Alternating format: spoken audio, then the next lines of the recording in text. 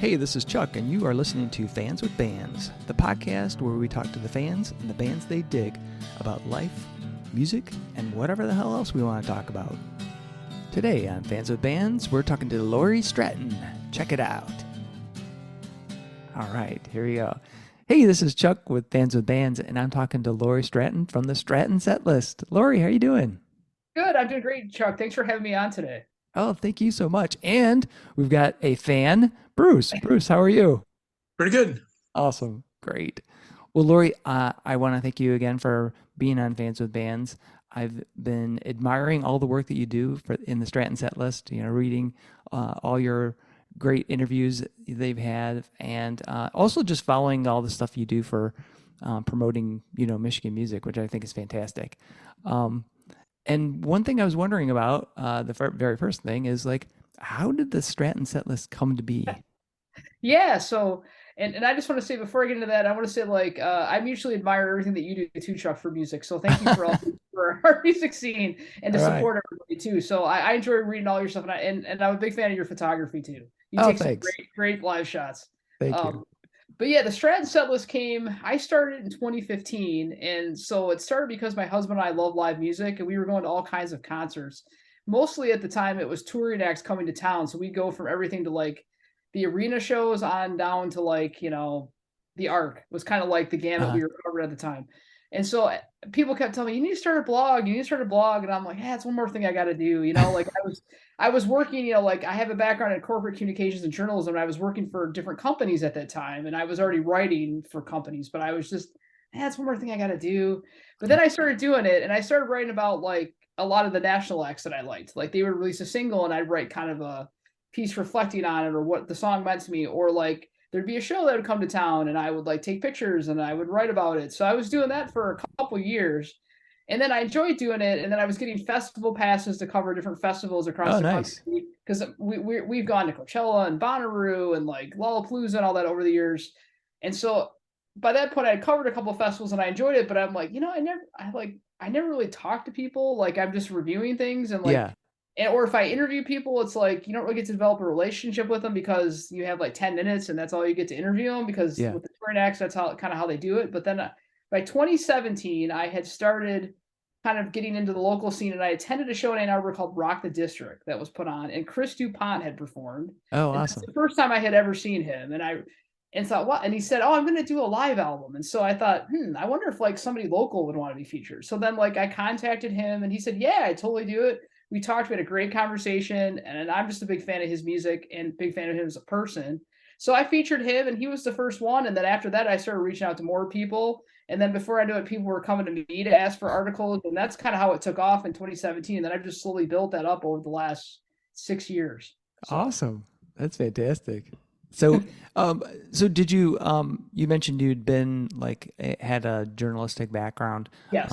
But when you were writing, did you find yourself wanting to do stick to a kind of a straight journalistic format, or were you looking to get outside of that and make it more of a personal experience? Yeah, so I kind of, it's funny because I follow, I've had the journalism stuff ingrained in me for so long that I do follow AP style. I sort of follow it. I kind of have my own version these days, but I follow that kind of as a structure. But then on top of that, I kind of inject my own thoughts into the articles when I write them. So I may not use first person, but I kind of inject myself indirectly. So Uh, I'll, kind of when I'm talking about a song, I might that someone has in an album, I might reflect on kind of if I'm in the narrator's shoes in that song, how would I feel, or what does it make me feel? And I'll kind of reflect on it that way, kind of in an indirect way, because I could talk about myself, but I'd rather talk about what they're doing. yeah. You know what I mean? I'd rather tell their story than mine, because I think their story is more exciting than what I've done. Right. So Yeah. yeah. I find myself struggling with that, sometimes because uh, and I'm really, I never know exactly what the right direction to go is, because sometimes I feel um, somebody might want my kind of personal opinion about that Right, piece of right. music, but on the other hand, everyone's got different tastes, and everyone has, what I think is great. Somebody may think, oh my God, that sucks, So, I may not be the best judge or qualifier for that.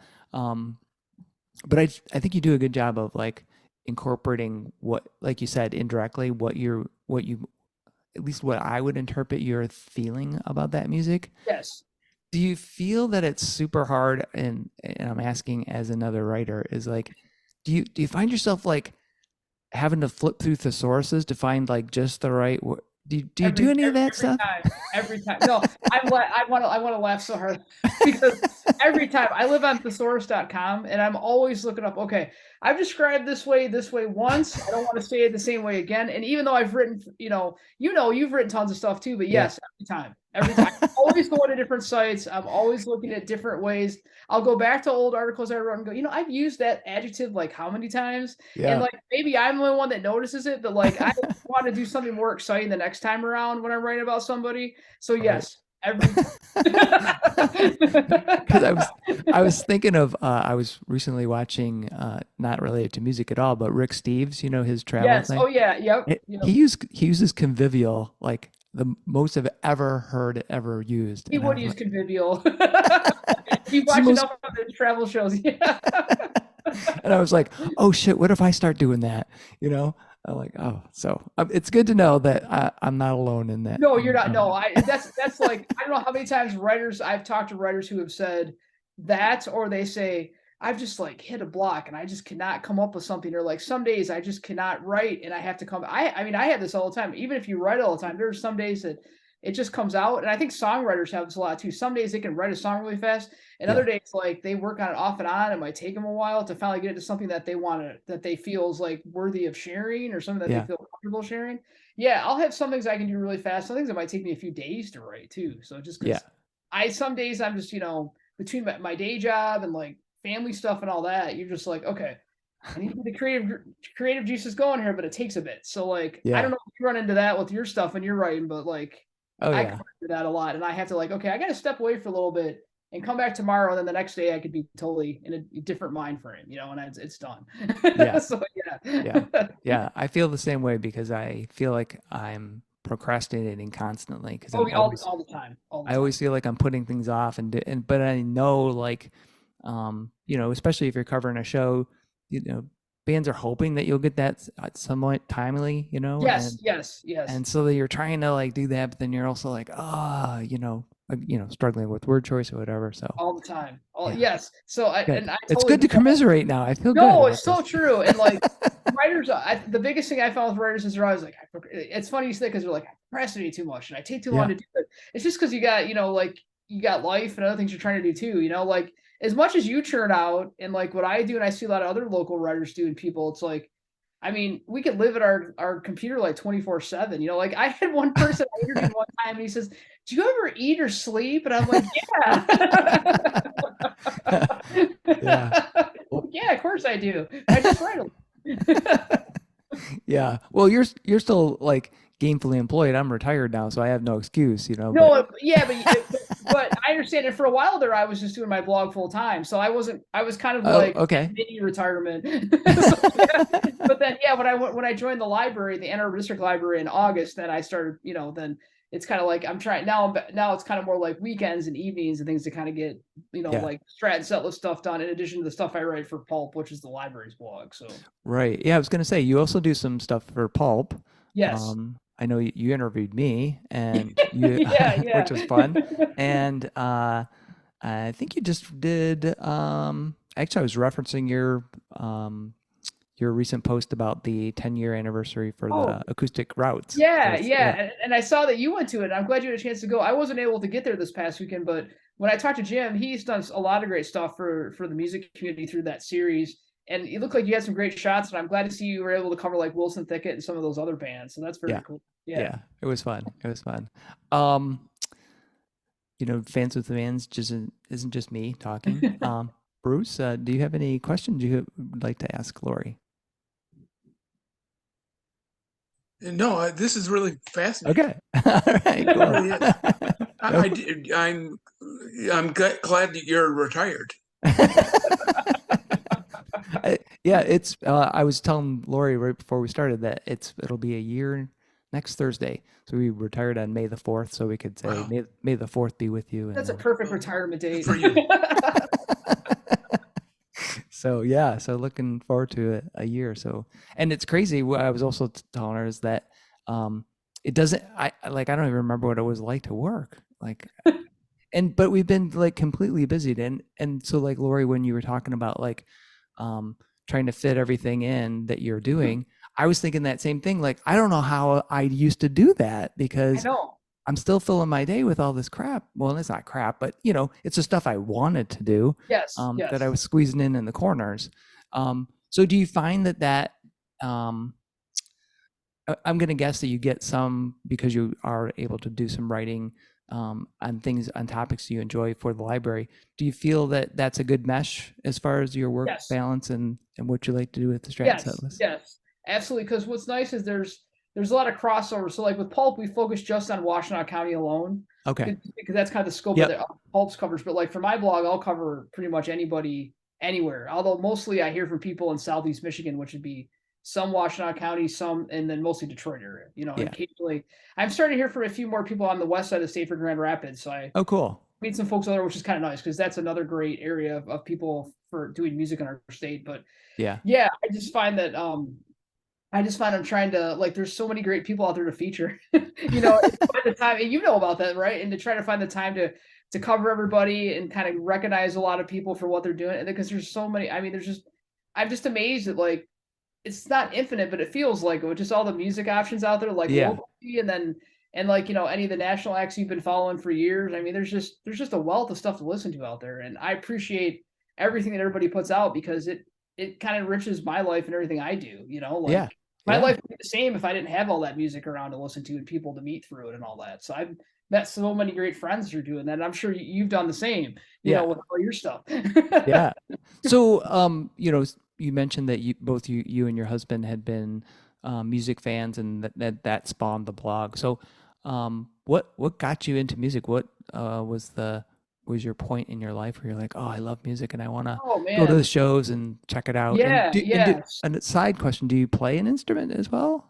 I don't. I used to when I was younger. So I'll answer that one first, and I'll go back to the other one. So I played alto sax in middle school All when I was right. I wasn't very good at it because I didn't practice enough.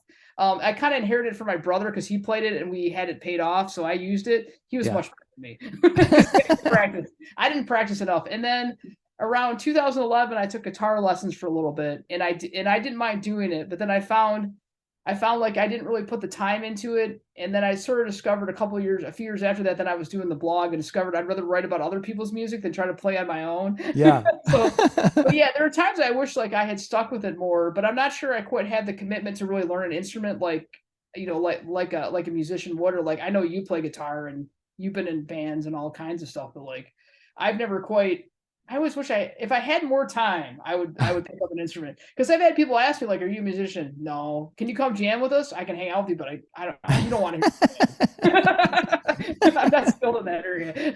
But that's kind of So that's kind of the instrument story. But the way the music started was like it really goes back to my childhood because my parents always played music from as long as I can remember, and then my brother was into all kinds of music, so I kind of learned a lot through all of them. Uh-huh. And as a kid, like like we didn't have cable, so my grandma would tape like the MTV's top 20 video countdown, and she would bring Oh over an yeah. episode like every week. And so then we'd watch that and learn about music. I used to get Billboard magazine as a kid, and my whole family would read it, like just really weird stuff like that. And we did record shows. I had a vinyl collection, Oh, awesome. and then I developed a huge obsession with Fleetwood Mac when I was 11.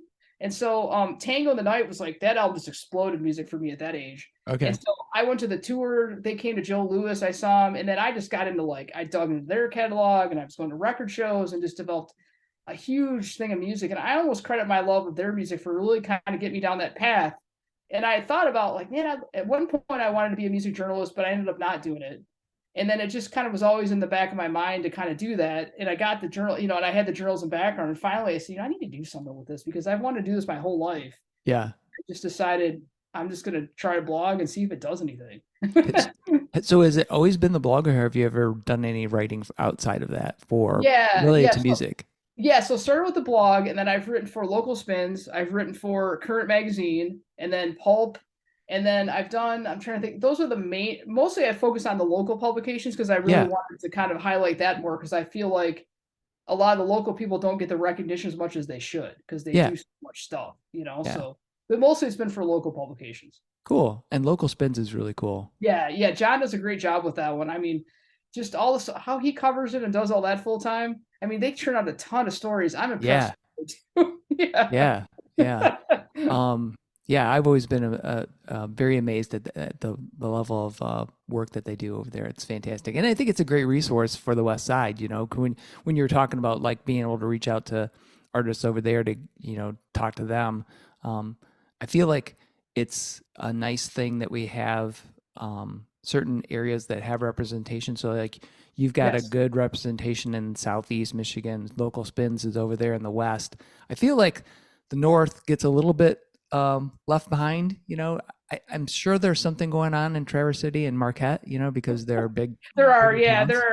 I think Local Spins tries to cover some of those people, but it's tough with the UP. But those are kind of the big music spots, like Northern Lower Michigan. Like I say that up through Petoskey, and then there's like Marquette. There's even some stuff like there's a music festival like in the Porcupine Mountains they do. Yeah, I just saw that. I always want to go to it, but it's like a 10 or 12 hour drive just to get up there. It is.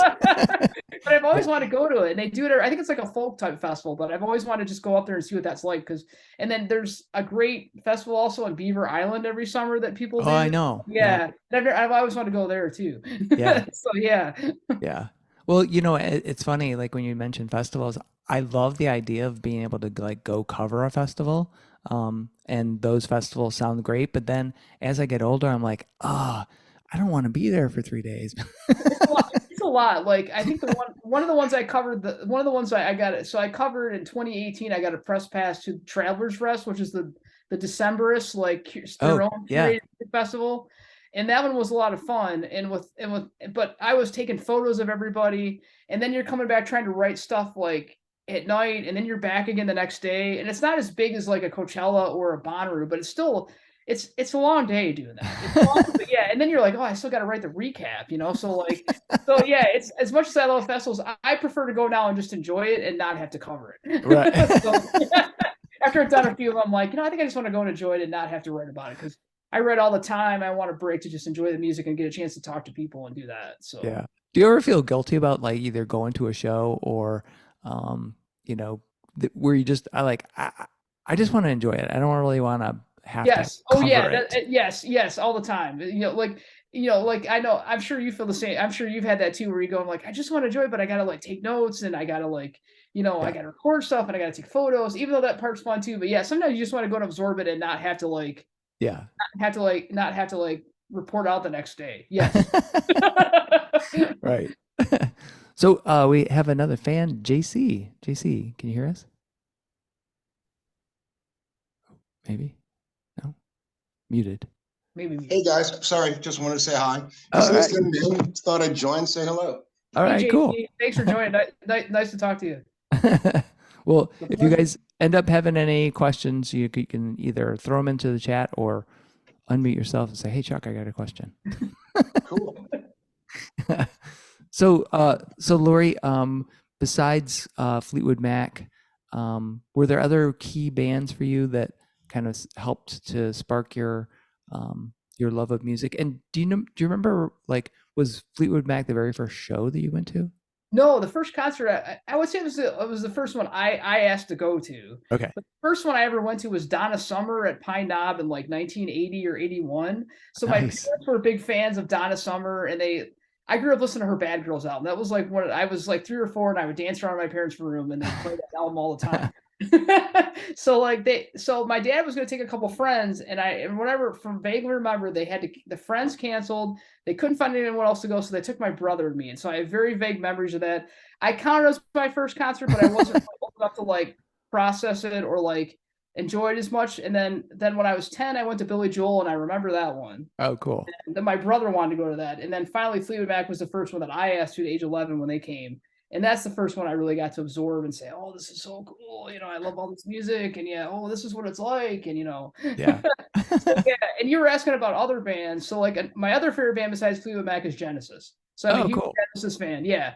I'm a huge Genesis fan of whether it's like Phil Collins or like Steve Hackett or Peter Gabriel. I actually had the chance to interview Steve Hackett a couple years ago, and that was like a huge moment for me. Yeah. I'm a huge fan of him. Yeah, he's just such a great guitar player. But they've also been pretty like influential to me because they have the whole. I love prog music, so like they have the whole prog era with Peter Gabriel. Then they have the pop era more with Phil Collins, which is what I grew up knowing as a kid. Yeah. And then got into more of the Peter Gabriel stuff when I was probably about 10 or 11 years ago. And it was kind of later in life that really was pretty influential to me, and just found I loved all that music and just enjoyed digging into like some of those, like Lamb Lays on a Broadway and like Selling Them by the Pound and Foxtrot. Those are some of my favorite albums of all time. So awesome.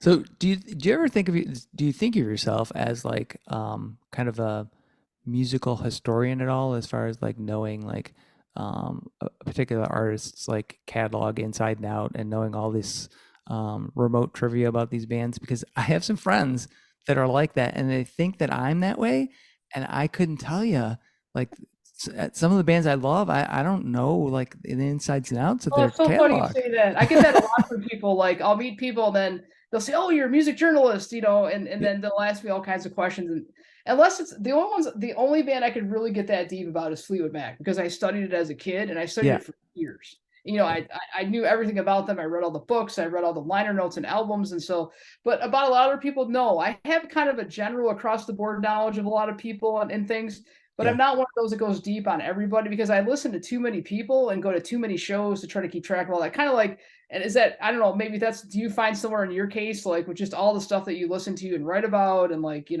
it's hard to have that. It's hard to have that specific knowledge about all those bands, in my opinion. Yeah. So, but I love it. I respect people that totally can do that.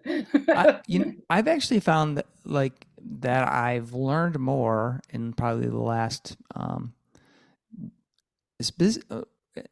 what am I trying to say? Probably the last, since the pandemic, because I started the podcast that I was this podcast, and in doing that, it forced me, and plus in writing reviews and stuff like that, I was thinking more about, because having that, and I gotta imagine this is the same for you. You need a little bit of a breadth of knowledge if you're writing about a particular genre to say. I mean, as much as I don't want to categorize a band into like you are X, like you're alt rock or whatever, it does help to have a frame of reference to say, oh, they're sort of like the Pixies, or they're sort of like Bob Mould. But you have to know those bands, and there's sometimes where I'm like totally out of my depth, Yeah. Oh, I totally get that. And like, and like, so what I did before I started my blog back around 2009 is when my husband and I started to go to shows like on a regular basis. Like we were going a couple every week, at that time. We've kind of kept up that tradition ever since then.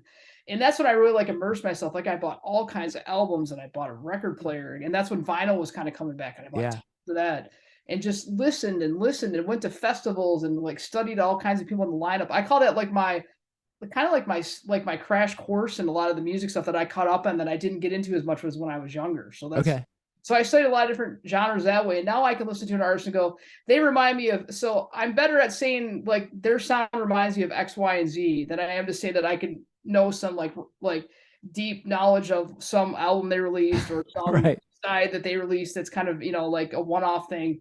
I'm better at like saying they remind me of X, Y, and Z. I'll think that, but I want to also want to recognize them on their own merits too, so that I don't always compare everybody to say, oh, you sound like this band or that. But I might say I can hear the influence, but I still I think it's important for them to be recognized for their own sound, even if they are influenced by a lot of those different bands or things that we might know or not know a lot about. So yeah. But that kind of goes to what you were saying earlier about putting your thoughts about what that music says to you. Yes. That kind of brings out the essence of what their music is about. Yes. I think the biggest thing I connected with people's music is the emotion. So like if I can have an emotional connection to a song, whether I like am really excited about it, or I'm very sad because it takes me to a time where I'm, remember a sad point in my life, like that to me is the ultimate musical experience. If you can make me cry and it's in a good way, like that's the best thing in my opinion. But yeah, that emotional connection of like being able to relate to what they're saying, even if I'm interpreted in my own way different than how they wrote the song, to me that's the ultimate musical experience for me as a fan and as a writer. Cool. Awesome. Now you're also involved in the Michigan Music Alliance, Yes. correct? Yes. So Yes. how did that come about? And Yeah. what does the Music Alliance do? Yeah, so the Music Alliance, so I joined them last summer around the time I started working for the Ann Arbor District Library, and they had contacted me saying they're mainly based in Grand Rapids on the west side of the state, and a lot of the efforts they've done have been over there, but they said, we want to get more on the east side of the state, and they were looking for people to join the board who were involved over here, and they contacted me and said, would you want to join? And I said, yeah. So, because I've met a few people on the west side, but I don't get a chance to interact with them as much. So that's kind of how I've met more Grand Rapids area people and Kalamazoo and things like that, is through them. But I think they started right before the pandemic, because what they were finding is that a lot of musicians were looking for like educational resources about like, how do I promote myself? How do I start an LLC? And so they had a session over in the west side of the state. I think it was in 2018 or 2019, and they had like 200 people show up. So they developed this idea, and so they formed the organization. And then the pandemic hit, and then nobody was performing. So then they raised money for a lot of artists to like help with funding when they couldn't get paid for gigs in their normal way of making money. Yeah. And then so people donated, and then they did I think they did like a live stream show where everybody from all across the state joined, and then they raised a bunch of money to help people that way. And really what they're focused on is like educational programming. They do some different sessions called B-side sessions where they talk about different topics. They also do things like we do the networking event. We're starting to do some of those. They want to get into more in-person programming now that like the pandemic has kind of calmed down and people are wanting to get together again. Yeah. But it's more about educating people and kind of creating a sense of community. So they want people to like meet up, like, we had a networking event so people can meet. Maybe they could, work on a project together, or maybe they could find a way to help each other out. It's basically finding ways to collaborate, building community, and educating. And that's kind of what their three areas of focus are. Cool. Yeah. That's very cool. Awesome. So Bruce had a question. What kind of music do you like? I like all kinds of stuff. I'm not really sold on one genre. So like I'll listen to my favorite type is obviously like I grew up with a lot of the classic rock stuff. Mm-hmm. I'm a big fan of prog music. I listen to a lot of Americana and folk, and that's a lot of what I write about for the Stratton Setlist too. I listen to a lot of indie rock. I like a lot of like electronic or EDM type music. There is some metal that I listen to. I mean, I try to listen to a little bit of everything, Chuck, back to your point where like you kind of want to have a broad knowledge of all kinds of music. Yeah. Jazz also, a little bit of classical. I've been to operas just to kind of understand all that. So if you write about it or come across someone who has that kind of background, you at least have some knowledge to ask them a question about it, or to be able to write about it, or to understand maybe how that connects to their music and what they're doing. Right. So I try to listen to everything at some point or another, even if it's just a little bit, a couple bands here and there, just to get an idea. And I like to try to keep myself open to all kinds of options. I don't like to really like shun any genre, because I feel like there's something I can learn from all of them. Whether certain ones are my favorite or not, I still want to learn something from them. And I also like hip hop a lot too. Oh, awesome. Cool. That's cool. Yeah. Do you ever find yourself surprised that I've had this, so I'm wondering about you. You're surprised by a particular genre of music that you had kind of either written off or never really thought you would enjoy it. So there had been a particular type of music where you're like, I don't know if that's for me, and then you came back to it and go, oh, I didn't realize I did. Yeah, I think one that maybe didn't stick out to me as much was maybe punk, and then I started, I kind of tangentially knew some punk growing up, but didn't listen to it. And my brother listened a little bit, but he wasn't in quite to as much, so I wasn't exposed to it. But then as I got older, I'd go to music festivals and come across different punk bands. Yeah. And listen to some of that. And then I appreciate a lot of the messages of what was behind them and what they were doing. Like there's a real authenticity, there's a real like sense of community, and there's a real like we want to fight for like what's best for people in our community. Like there's a real solidarity in that music that I really appreciate. And I've interviewed a lot of artists in that genre and really come to, and I've just really enjoyed like the message they've shared, the community they've built. And it's just one of those I just didn't have a lot of exposure to it. I'm glad I've had a chance to do more of that, so. Yeah, that's cool. So you mentioned like your journalistic background, and then also like thinking about getting into being like a music journalist. Have you ever thought about like the old school days of music journalism? Because I always sometimes think of, I always think of what's one of my most favorite movies is Almost Famous, and they've got the guy from, who's who's the editor for Cream or whatever. And Yes. you just think about like the critic, the enemy. And I'm wondering, one, if you ever have felt that way, that you were kind of outside, but also do you feel like that's changed in that, I guess, do you feel like you have to write, or that you want to write reviews that are more positive focused as opposed to negative? So if a particular piece of music doesn't appeal to you, then do you feel like you can still write about it, or do you just kind of like say, well, that's not really for me, and I'm gonna pass? Yeah, and that's a good question. But yeah, I do think about the old days of old school journals. Like, I envy the people that, like, it felt like there were more jobs and more career opportunities for people back in those Yeah. days, and like you'll see movies like Almost Famous, like you talked about, or any other ones where they get a chance to, like, oh, they got to travel and they got to interview all these people and they got to do all these experiences, and maybe they had more of a budget to do stuff and all that. And yes, I would love to go back in time and be one in the 70s if I had a chance to see a lot of those bands coming up that I loved, like Genesis, Mac, and all that. If I could go back in time, I would do that. That's the era I would live. If I had a chance to go back and live in an era, that's the one I would do. I would start. Awesome. I just love a lot of music from the 70s in particular. But yeah, in terms of my style, like, I try, I feel like there are a lot of critics out there, and like I think they provide a lot of good, interesting feedback for people and guidance as to like what you could listen to or not. But like I try to be the anti-critic, because I feel like there's enough critics out there. Like, I'm more about being the champion for people and supporting their music and trying to, and focusing on building a sense of community and like being positive. And I can find whether some people's music resonates with me more or not, I find something positive out of everybody. So like I always try to focus on the positive out of people, because I feel like they all have something to offer and they all have something to contribute.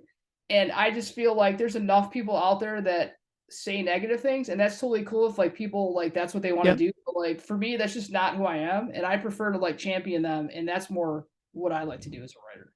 Yeah, I assume that was the case, but so we talked a little bit about kind of the first concerts, and it was interesting when you said the 70s. Is there a particular like bucket list person that you would love to talk to? Oh man, yeah. I would have to say, if I had to pick, I'd have to say probably Stevie Nicks. She was like one of my heroes growing up in music. As a young girl, like I identified a lot with her, with all the like, kind of the mystical, like, kind of just kind of like the mystical persona she had, and like the clothing and all that. And when I was 11 in 6th grade, I dressed up for her. I was her for Halloween in 6th grade. Like, that's how awesome. And so like, and I don't have any pictures, unfortunately, because people have asked me, I'm like, I don't have any pictures. But, like, she was one I'd love to interview, because in the past I have met Mick Fleetwood, I have met Lindsey Buckingham, but I've not ever had a chance to meet Stevie. And if I could ever meet her, I would love to interview her, just say thank you for your music, because it was a huge for me as a kid. So, yeah. And so you did meet Mick, and I did, I met him through I did paid meet and greets, because I'm such a hardcore fan. Oh, nice, So I paid to do the meet and greets with him like before shows, and I met him like maybe 3 times, and I did that with Lindsey Buckingham once too. Okay. So they're paid meet and greets, but like for me it was worth the money, because they were like my heroes, and I wanted to see what they're like, and I actually got to have like a pretty decent conversation with Mick Fleetwood when I went to South by Southwest in 2017.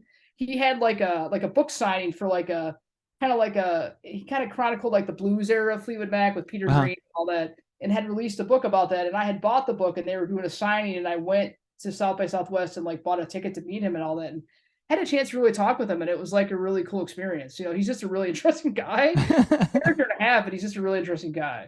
Awesome. Excellent. I always feel like, I don't know if this has happened to you, but when I meet people that are kind of like that bucket list person, as much as I can talk to you or somebody else or write something, when I'm there with them, I'm like, I've run out of things to say. I don't even know it's really hard. So I will go back and say that when I met Mick Fleetwood, my husband was with me, and I could barely say, my husband carried the conversation for like the first 5 or 10 minutes. I just sat there and I stood there, and I could barely say a word. And normally I can talk to anybody. But I was so like, my husband's like, oh, Mick, he was wearing like, this like pink shirt and pink socks. And my husband was like, oh, yeah, I like your pink socks. And I'm like, oh my God, he just told me like the socks. And I'm like, because my husband was just trying to keep it going. Right. And that's not as easy for my husband to do as it is for me to do. So then finally I started talking, but like I was just so like starstruck because like they were my heroes growing up, even, and just finally it took me a few minutes to get going. But yeah, I get that. And even when I had to interview Steve Hackett, I was like super nervous and I was like, okay, I only had like a half hour with him. So, but then, once I got through the first question, it was a little easier, So yes, I totally understand that. Even if it's easy to talk to some people, but others you're just like, Now you mentioned that you and your husband try to get out to a couple shows a week if you can, and I'm wondering like if you could go anywhere in the world and go see a show, where would you like to go? Is there a particular venue or just a country? So I've hit several of them. I'm trying to think. So believe it or not, one of the venues I really want to get to is the Forum in LA. I want to get there. I want to go to the Troubadour, and I also want to go to the Hollywood Bowl. So those are all on my list of ones like within the U.S. if I could get to that. Yeah. Those are a couple. There's a bunch in New York I'd like to try to get to. Like there's like the Bowery Ballroom, and there's like there's just tons there that I'd love to go check out too that I haven't had a chance to do. And in Nashville, I finally made it to the Ryman. That was on my nice. ones. Yeah. I finally made it to the Ryman at one point. But like I tried to go to the Bluebird Cafe and I didn't get there early enough to get in. So like, that's another one on my list.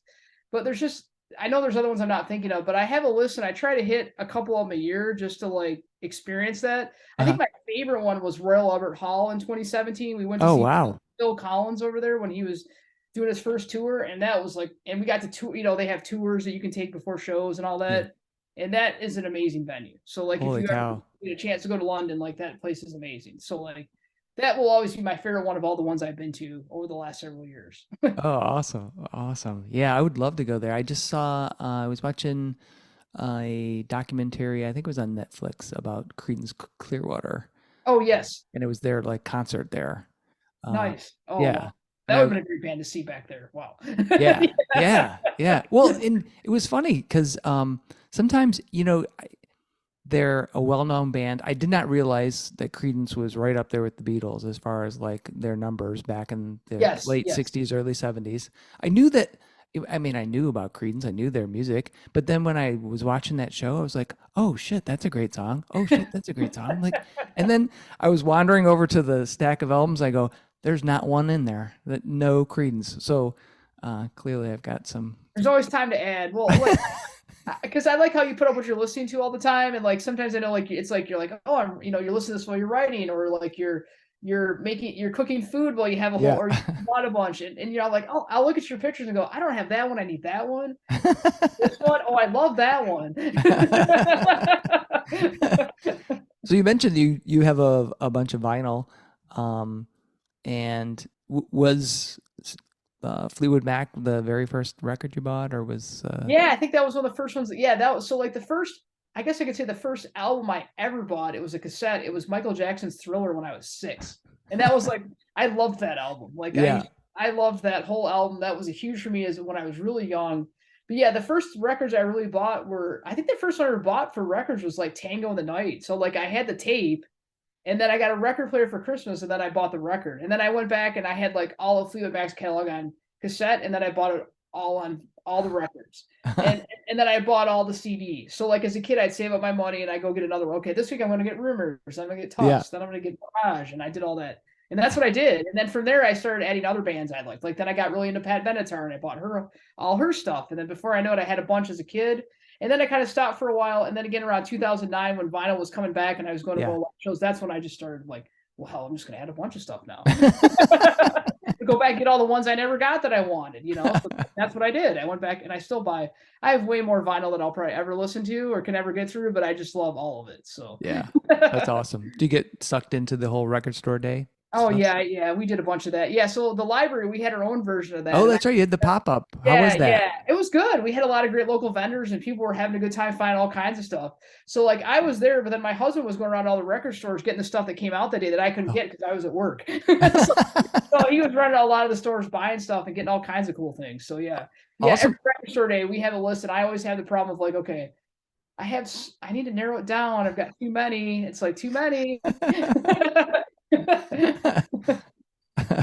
So this may dovetail into other questions, and it's sort of the dorky almost famous question, and it's like, What do you love about music?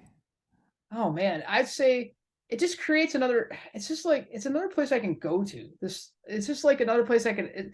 It's kind of escape. It's kind of a way I can just kind of have some time on my own to just like think and reflect.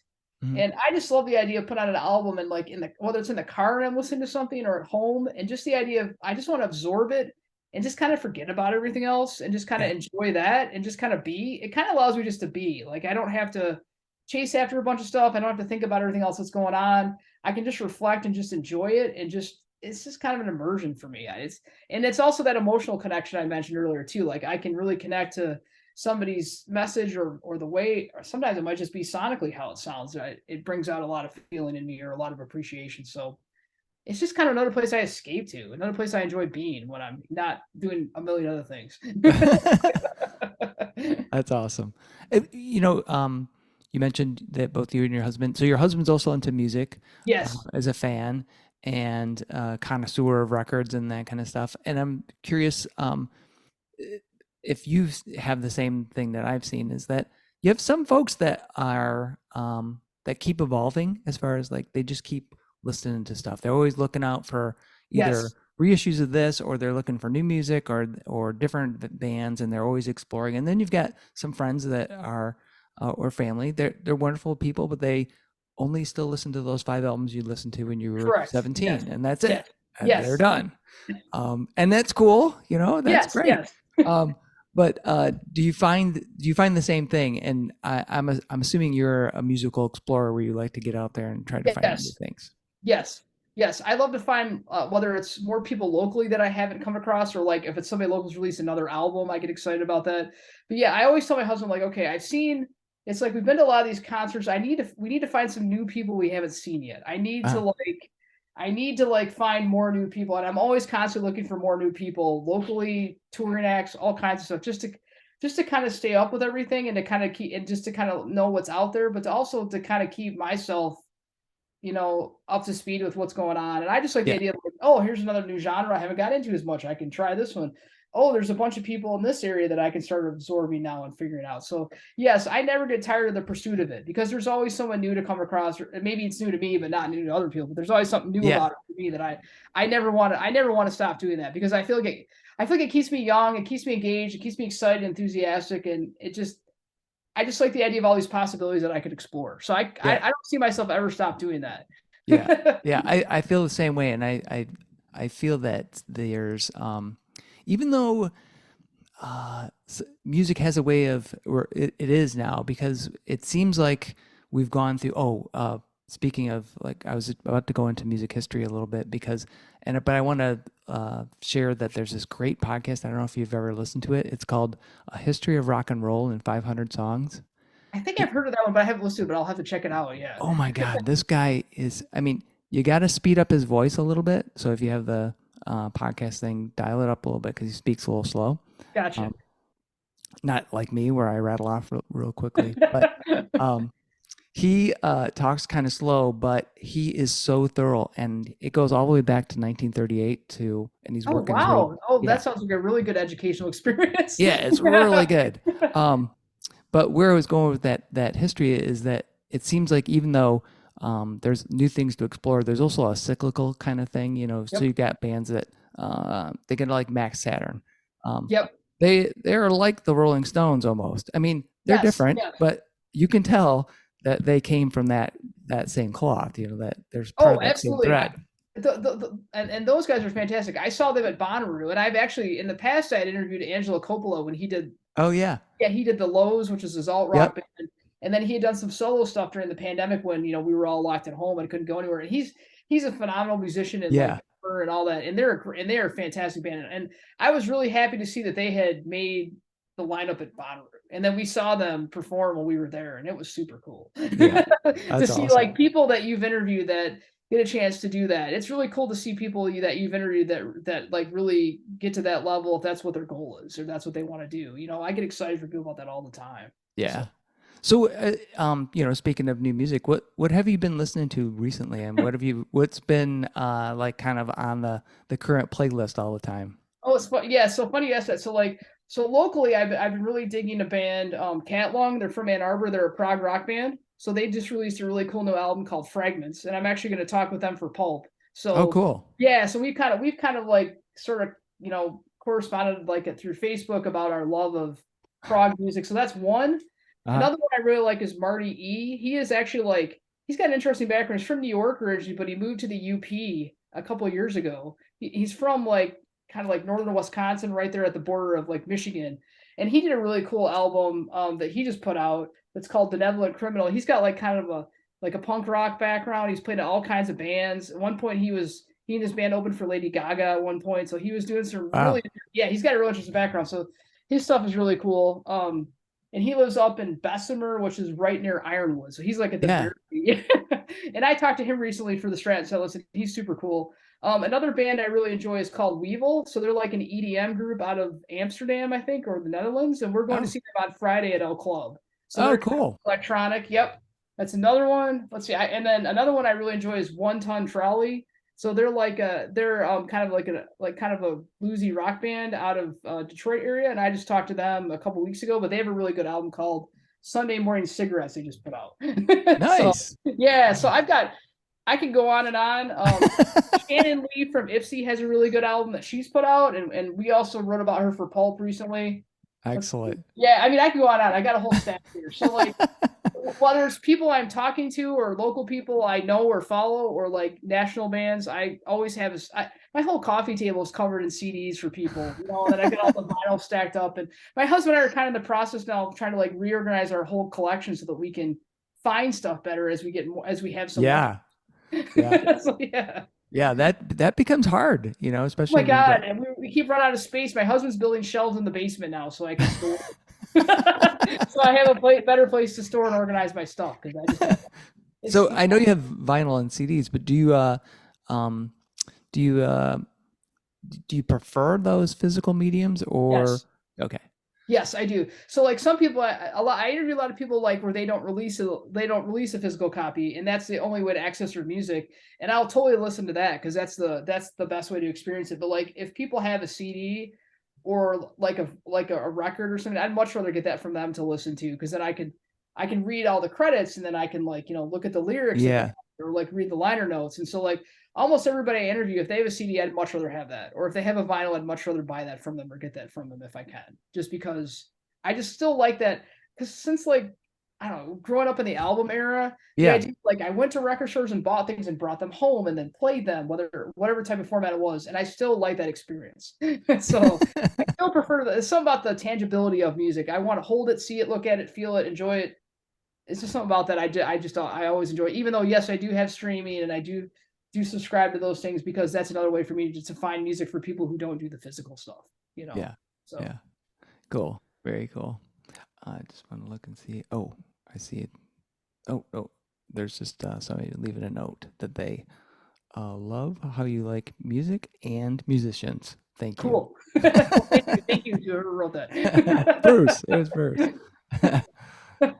So Bruce or JC, do you guys have any questions you guys want to ask? Hey, Lori. Hey. I'll hand it off to Bruce. Go ahead. You've been on longer. No, go ahead. No, I was just going to say, cool, Chuck. This is such a cool thing. This was your idea or your platform, your podcast? Is that how this goes? Oh, so yeah, so this was my pandemic project. Okay. So gotcha. Couldn't go to any shows, and I was like, and I'd been doing interviews for, I was telling Lori this before, I'd done a bunch of interviews for a couple like magazines that one's defunct, it's called National Rock Review, and the other one's Metal Wani. And I used to, do interviews for them, and I always thought like it would be fun, or I thought it might be fun, is instead of me just asking questions or the interviewer asking questions, wouldn't it be cool if like some of the fans could get on there and either just hang out and listen or ask some questions? So that's how this started. Really cool platform. I'm glad I've discovered it, and through Lori, who's introduced me to a lot of rock and roll. And I got to give hats off to Lori, because she's just the best and so positive and so kind to even some of the bands that I don't think she deserves. That's definitely on the positive end of that, and totally hats off to you, and think you're the greatest for that. Truly. Well, likewise, JC. I'm glad we've had a chance to talk, and I just enjoyed like your Hammered album and all those, and just the different things you've worked on in the past, and you have a great energy when you perform live. I can tell you, like, yeah, like I hope to see more of you, and I hope to hear more stuff coming out of you too, because you and your band, you guys are awesome. Oh, very, very kind. And yeah, we've been working hard on a record that I thought was going to be out long before now, but we're still working on it. Well, I'll look forward to hearing it when it does come out. Absolutely. You'll be the first person I call. Well, I like to, Lori, you mentioned before that even if you may not necessarily enjoy, or I wouldn't say enjoy, but that particular genre is not necessarily your cup of tea, you do find a way to like, and that's what I love about reading your stuff. You get into some things where you're just pulling out, this is the positive aspect of that artist, and just the fact that it takes a lot of balls for somebody to go out and make music, right? It totally does. And to contact someone to like say, hey, would you be willing to write about this and listen to it and tell me what you think? That takes, I mean, like if I was a musician, I'd be terrified. Like, I'd be terrified to perform in front of anyone, let alone to like contact someone to like do an interview and write about me. So like the fact that, and also I feel like, there's, we need to like sing the praises of local music more, because there's so many great people here. And I don't know how many times people have said, well, there's no really new good music. I'm like, what are you talking about? Yeah. Good music in your own backyard. You know what I mean? Yeah. I mean, like, there's so many great people that people should go see their shows and listen to their music and like really celebrate who they are, because they really create a sense of community around here. I mean, I'm enriched by all the people that I've met around here that do stuff. I'm amazed by like how much talent we have. People talk about, well, it's only New York or Nashville or LA. Yeah. I'm like, no, Detroit is awesome. Michigan is awesome. There's so many great people here. Like we need to celebrate Michigan as like a great music state. That's how I feel. Yeah. Well, yeah, I totally agree with you, and I'm thankful that you're doing that, because I feel the same way, and I also feel that we get caught up in like it used to be Motown, or it used to be the MC5 or whatever, all great like pieces of our history. An important part, but there's a lot to add to that too. Yeah, it doesn't define what's going on now, and so it's I don't know. It's sometimes frustrating when some people say, "Oh, I can't find any music," or "There's no scene." I think it's there. I think even now, like it's much easier. Like when I was in a band in the late '80s, early '90s, we didn't have anything like this to try to build community. You'd meet a few bands and you'd switch, shows with them, and you had like maybe 4 or 5 other people that might know somebody that knows somebody, and trade tapes. But that was kind of it. Or like I had friends that liked music, and we would trade albums and like make each other tapes and all that kind of stuff when I was younger, or burn CDs when we were older. But like, you didn't really have that. I guess the one thing I can say that's good about social media, because social media can be a challenge. Oh, we all know that. But the one good thing about it is I've met a lot of people and learned about a lot of people's music through that, because people are promoting and talking about shows, and I've met so many great people through that. And then the nice thing is that it's allowed me then to kind of learn about who they are, and then eventually interview them and then see them perform and then meet them in person and all that. And just, I think that's the positive side of social media, seeing everybody's music and learning about it and having that, even though I know social media can be a challenge with everything else that goes on. But that's the one positive, is I've met a lot of good people that way that I may not have met otherwise, just because it gives you that flexibility to talk to people and write back and forth and then see what they're doing and then reach out. It gives people more of a chance to share their music and all that kind of stuff, even though I know streaming is its own challenge and it's not always the best for artists and all that kind of stuff. Yeah. But you do you still keep up the set list that you had on Spotify? Is that still out there? A little bit. I haven't done the playlist as much. I did a bunch of them, and then I got kind of burned out of doing it. But at some point, I want to try to bring that back. But I had a good time like compiling those and kind of going through and all that. And when there weren't as many live shows to go to and people to go see, I had a little more time to do that. But then once that stuff came back, I kind of preferred to go do that instead. Yeah. At some point, I would like to bring some of that back. And don't you have a new feature that's sort of like that with? Yeah, it's called the sound check. So like, it's a way to kind of like, so since you probably get this too, like tons of requests from people, and you want to try to accommodate everybody, but it's hard to do everything. So you want to find a way to showcase people. So it's a way to kind of like, also kind of like recognize, because so many people release singles, and it's hard to keep up with everybody's stuff and to write about it every time. So it's a way to kind of like I want to give people more of a chance to highlight different things that they're doing, whether it's a single or a video. And I can't always do like I can't always do like a longer feature on like I'd like to. That's what I wish I could do with everybody.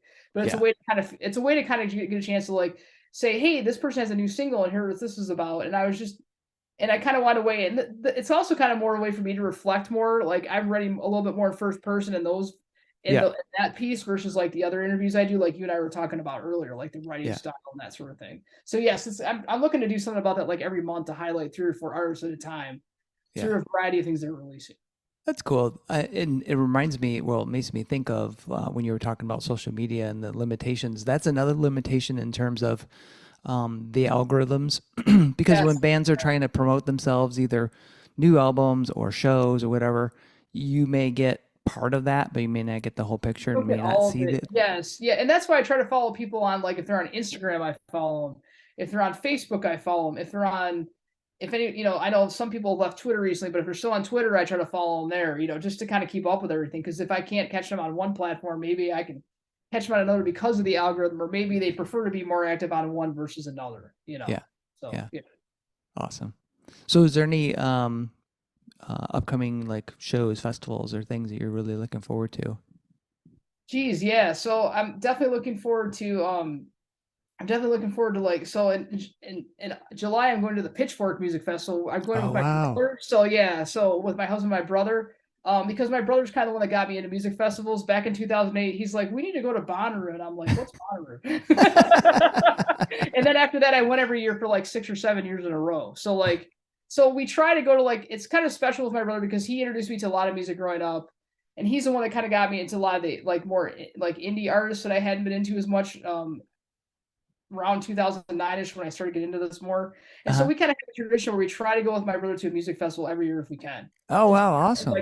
So like, and a lot of the Pitchfork stuff is what he likes. So he hasn't been to it. So I said, well, let's go to that, So that's like, kind of like, the touring one we want to go to. But I'm looking forward to a lot of local shows coming up this summer that people are doing, like, ones at the Arc, or ones at like, Trinity House, or ones are like around some of the different Detroit areas. Like Hamtramck has a lot of good shows. Like New Dog is doing some cool stuff. I want to go out there to see some more people. So I'm just trying to keep a list of like all the different local shows coming up that I want to get out and enjoy this summer as more people are getting out and doing shows and releasing albums and doing things. So that's kind of what I want to do. I don't know, just like Corktown music festivals, like ones get out and enjoy more of that stuff that I haven't had a chance to do as much in the past. I'm looking for a lot of those Michigan summer music festivals that I can go to and enjoy over the next, 6 months, maybe, as it kicks off at this time, maybe through the fall. Yeah. Awesome. Yeah. I know. I just saw like, Scott Boatwright. Yeah. I just met him. I met him in person for the first time about a week ago. So yes. Oh, cool. Awesome. Yeah. He's got that festival coming up in July, I think. Yeah, that's one he was talking about. That's one of the ones I'm looking forward to checking out. Yeah. The Brooklyn 2000 Lager House thing. Yep. Which sounded super cool. He was telling me a little bit about it. And I see he's been like trying to book people for it too, or looking for acts and for stuff.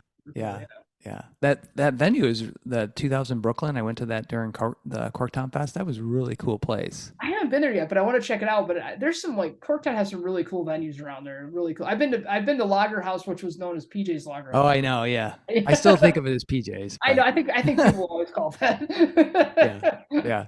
But yeah, the Lager House was fantastic, and there used to be. I think they're doing shows again at the Corktown Tavern. And Outer Limits is out there. Yep, Outer Limits is that's another one that a lot of good shows there too. Yeah. And another place that's starting to do music, although they haven't. I know they built a stage. Is Batch Brewing? They had a stage for Corktown. They did. Okay. Yeah. Okay. Cool. And they're supposed to. I think they're having a mariachi band for Cinco de Mayo. Oh, I say coming up soon. Yeah. Cool. Yeah, and like I love breweries are such a great place for like they support a lot of musicians, just like with shows and all that. Oh, like, yeah. Yeah, and I really appreciate breweries in that capacity with supporting local music and giving like artists a platform to perform. I feel like there's breweries better than I do. But like I feel like they're really good at like supporting local music and all that too. So yeah, because it can be hard, like Acoustic Roots, that happens over at Stony Lake. Right, exactly. And that's I was sadly like I had no idea really until I saw a thing for Wilson Thicket. I was like, I didn't realize that was even going on, and it's been going on for 10 years. So For 10 years, yeah, and that was actually, and I was kind of the same way. Like I was new about it, and then I think like Jim had written us and said, "Hey, by the way, we're 10 years," and I'm like, and then I realized I had actually gone to one of the shows, but it was like Mavis Staples had come to like the Michigan Theater, and 2020, right before everything shut down, and I'm like, so that was an acoustic root show, and how have I not known about all these other local shows they did all those years? Right. Yes. So the one thing is you find all these over time, and you go, how did I not know about that? I know. Sometimes I feel like, are you really into music because you didn't know these things? It just means that so many people are out there doing their thing to support the community, and it's just a matter of time of finding all those people and getting to know who they are and like celebrating what they're doing, because there's and I'm sure there's a lot of other people out there I haven't met yet that are doing cool things that I look forward to learning about in the future. Awesome. Well, Lori, I thank you so much for being on Fans with Bands. Bruce, JC, thank you guys. I just have one last question. I've got one for you, Chuck, too. All right.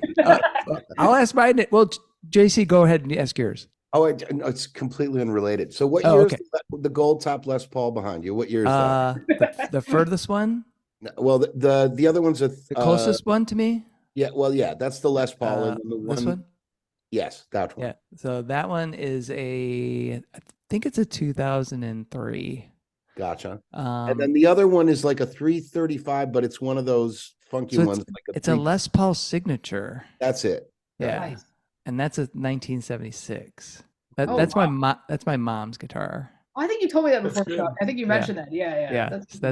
That's the guitar. And I have her steel guitar as well, a Showbud steel, but I don't play it.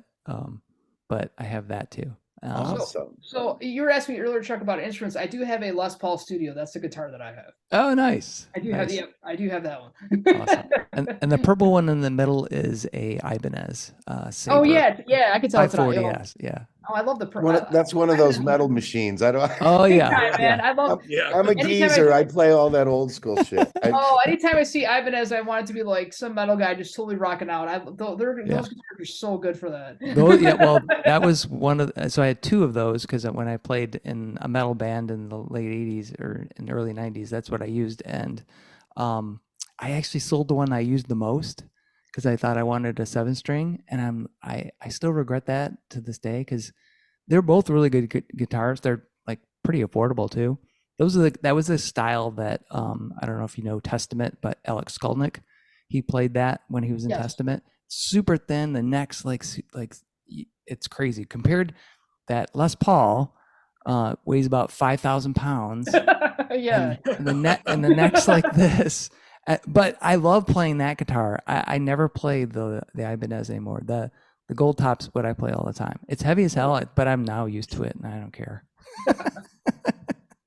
I want to hear that 76, man. That looks like that's pretty cool. Yeah. That's 90s in there, right? Yeah. Well, it's had some abuse. So my brothers weren't as much as my mom was loved music, she wasn't necessarily that great about like keeping the guitars safe, and my brothers actually stepped on that, so it's got a crack in the face that you can't see on that side, and then the neck. She used to put it.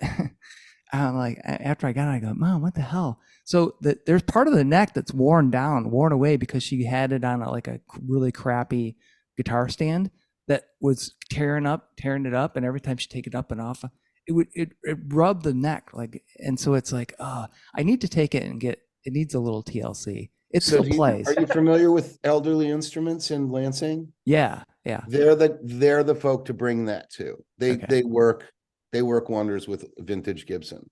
Yeah, that's what it needs a little bit of work, but it's still a great guitar. That's special. That one's actually out of your collection is pretty awesome. So the last question for you guys. Sorry. That's good. That's good. I digress. I'm happy to talk about guitars.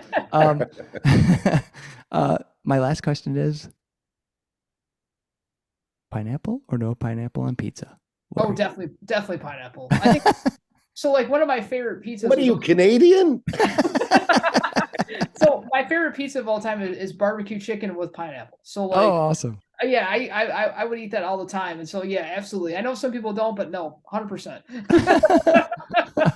Awesome. You've blown it, Lori. That's it. I'm done. I know some people like they feel really strongly one way or the other. It just cracks me up how like people are like, no, and I'm like, No, yes. yes. Yeah. Hey, whatever your preference, but yeah, no, definitely.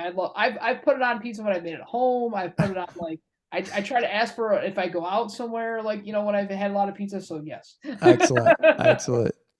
Bruce, how about you? Either way. Either way. I like it either way. But if you were going to order, would you order it or no? Probably not. All right. But kind Yeah. of because. Right. And JC, I'm going to guess you're no pineapple man. No pineapple, but if I'm drunk, it could be anything. Exactly. Exactly. Yeah, if someone's offering up pizza, hell, I'm eating it. Awesome. Open up, Lori. Yeah. Yes, I'll take it if you don't want it. There you go. Well, thank you guys again so much for being on Fans with Bands. Really appreciate it. Thanks so much, Chuck. This was a lot of fun. Right. Absolute pleasure. I friended you on social media, Chuck, because I'm so glad to make that connection. And Bruce, though we're friends on Facebook, I've never actually say hello to you. So, like, cheers. Hello. Hello. And thank And you, Lori, both for joining. keep it up. You're amazing. I think you're same one with of all the. of you. Keep your music, and thank you, Bruce, and thank you, JC, for joining tonight too, being part of this. I really appreciate that. It was great to hear about it from your end. You know what? Before you go, I got to share this one with you. Considering you now impressed upon me how much of a Fleetwood Mac fan you are. So back in 1982, Yep. My father, who was a commercial artist. I mean, he was a fine artist, but he became a commercial artist. Was doing the promotion for the Mirage tour. Oh wow! Okay. So he was out with them for about 3 months. Oh my God! Wow. And when they came to Detroit, I went to go meet them, and really cool. Every single one, and even though they were completely whacked out of their heads, oh totally, which they were still totally functioning. Now, my old man's directly from Scotland, so he and John McVie were like drinking buddies for that tour, and so they became pretty good friends. They stayed in touch for a while. So blah blah blah. I get to meet him, and I'm a 14-year-old kid because my God, you're so lucky. At 14, I would have been on. I don't think I could have talked to her like I would. I'm a geezer. I'm a really old guy. So, but at the time, I was like. Yeah, I mean, I knew who they were, and clearly they were, mega rock stars and all. Yes. But when I met them, they were totally down to earth and put me at ease like that. It helped that my dad was friends with McVie, and then instant recognition, instant family. So, but I mean, I didn't say shit. I was just like watching. Of course, yeah. Right. What a just great like ooh, and I was really into Lindsey. I thought Lindsey Buckingham was he is fantastic. An amazing singer-songwriter, guitar player. He's underrated. I feel like as a guitar. I love his finger picking style. Yeah. He's his energy. Amazing. I don't think he's got enough credit over the years for all the stuff that he's really done. I mean, right. Yeah, but if you dig deep and Oh yeah, I know.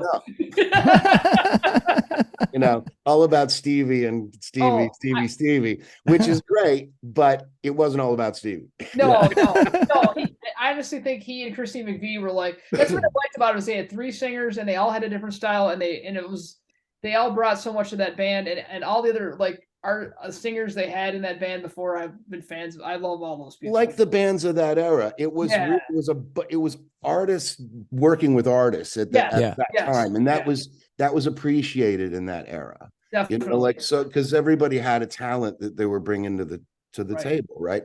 Oh well. So long story longer. My dad says, everything's kind of settled down, and it's honestly McVie, my dad, Buckingham, me, and 2 other people are left in this hanging out, and they jammed like after show. They did a thing, whatever, blah blah blah.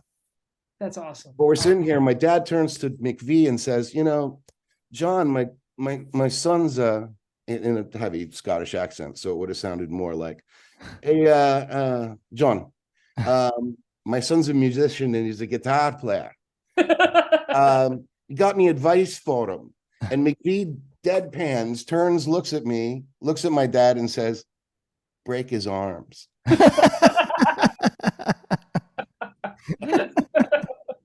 Oh man, good And I'm lord. like, Oh. Dad, we gotta go. Oh, that's awesome. Oh, crazy. Well, thanks again, guys. I really you guys were appreciate great. it. Thanks so Yep. much. It was Thanks, really fun everyone. Yeah. listen to learn about you, Lori, and great to make your acquaintance, Chuck. And All Bruce. right. See you guys. Thanks, everybody. Bye. Thanks so much to Lori, JC, Jeff, and Bruce for joining me on this episode of Fans with Bands. I had a great time talking with Lori about all the great work she does with the Stratton Setlist and the Michigan Music Alliance. She is a fantastic supporter of local music. Be sure to subscribe to the Stratton Setlist and check out the new feature called Soundcheck, which gives you a roundup of new singles released each month. You'll surely find some musical gems. See the show notes for all the details and links. These are tough times for everyone in the creative industries such as music. Your support of live streaming, purchasing music, and merchandise is critical. If you can help out your local artists, please do. If you are in the Michigan area, consider following the Playing in the Detroit Area Tonight Facebook page. It is a place for fans and bands to support each other and share our combined love of music. Thank you all so much for listening. Be sure to hit subscribe on your favorite podcast service to get each and every episode of Fans with Bands. Spread the word by rating the show and leaving a comment. We want to hear what you think. You can keep in touch by following us on social media. This is a Life in Michigan production. Until next time, be well and kick out the jams.